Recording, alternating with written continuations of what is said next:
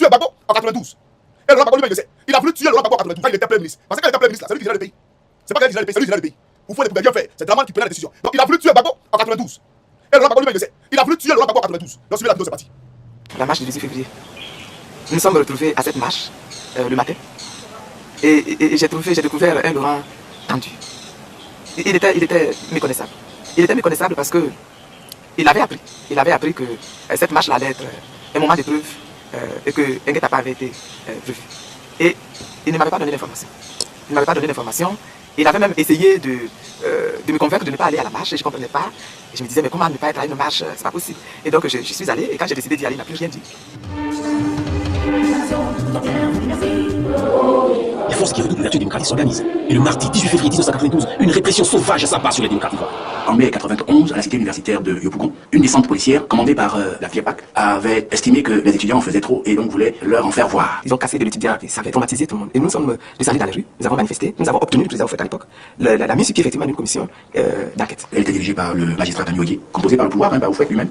Et les conclusions étaient accablantes. La responsabilité de l'armée, du général Gueye, à l'époque c'était lui qui dirigeait l'armée, c'était le chef d'état-major, avait été nettement, clairement identifiée. La commission a remis les conclusions de ses travaux au président de la République. Ce dernier a estimé qu'il ne pouvait pas retourner son propre couteau contre lui-même. En février 92, nous sommes à nouveau descendus dans la rue pour demander que les militaires soient sanctionnés. Parmi les marcheurs, il y avait les étudiants de la FESI. Parce qu'au même moment, il devait avoir au palais de la justice le procès de leur secrétaire général, Aipo. On n'était même pas à côté du palais de justice, même pas dans ce convoi-là, dans cet aliment-là. On a déjà vu les voitures brûler très loin. Et on avait déjà préparé des voitures à être brûlées avant qu'on arrive. Notre marche a été violemment dispersée et ils ont tiré même à balles réelles. J'ai pris ma jeep pour sillonner dans le plateau.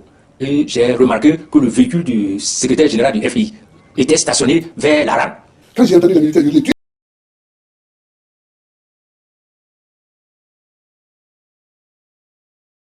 tuez-le!